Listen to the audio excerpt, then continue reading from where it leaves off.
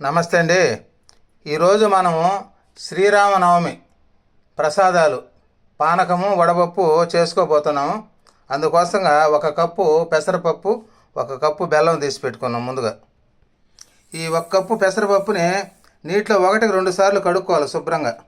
చూడండి, పెసరపప్పును 1-2 సార్లు నీటిలో శుభ్రంగా కడిగి పెట్టుకున్నాం. ఈ పెసరపప్పును గంట సేపు నానబెట్టుకోవాలి. చూడండి, పెసరపప్పు గంట సేపు నానబెట్టుకున్నాం.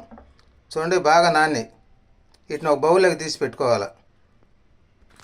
చూడండి, ఈ పెసరపప్పును నీళ్లు లేకుండా ఈ విధంగా వడగట్టుకోవాలి. ఈ విధంగా వడగట్టి తీసి పక్కన పెట్టుకోవాలి.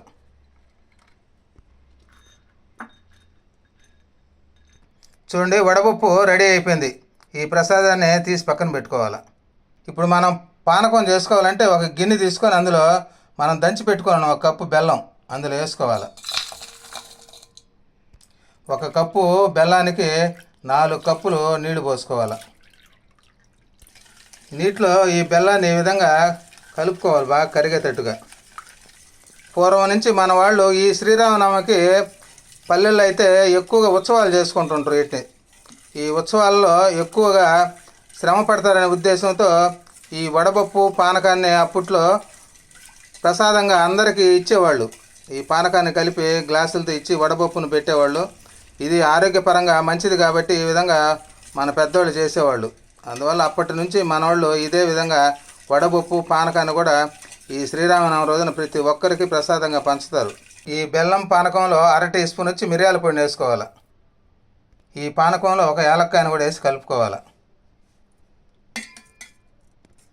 ఇవన్నీ శ్రీరాముని జన్మదినమైనటువంటి శ్రీరామనవమి రోజున ఈ విధంగా ప్రసాదాలన్నీ చేసుకొని పండగలాగా మనోళ్ళు పూర్వం నుంచి ఈ విధంగా జరుపుకునేవాళ్ళు. ఈ 10 అవతారాల్లో 7వ అవతారం ఈ శ్రీరాముడు. ఈయన వసంత ఋతువులో చైత్ర శుద్ధ నవమి పునర్వసు నక్షత్రము కర్కాటక లగ్నంలో మధ్యాహ్నం 12 గంటలకు ఈ శ్రీరాముడు జన్మించాడు. ప్రతి సంవత్సరం ఆ రోజు మనం శ్రీరామనవమి పండుగలాగా జరుపుకుంటాము. చూడండి, వడపప్పు పానకం రెడీ అయిపోయింది. ఈ పానకాన్ని ఒక గ్లాసులోకి తీసి పోసుకోవాలి.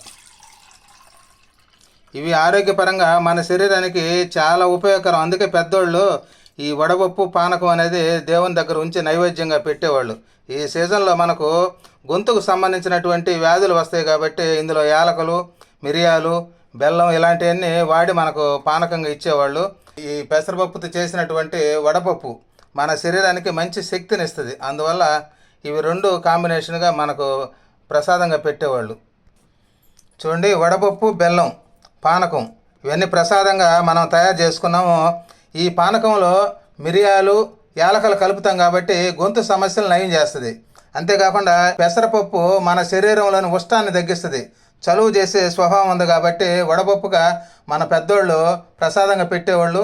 జీర్ణశక్తిని వృద్ధి చేస్తుంది. అంతేకాకుండా శరీర కాంతిని పెంచడం, జ్ఞాపక శక్తి అలాంటి వాటికి బాగా పనిచేస్తుంది ఈ పెసరపప్పు.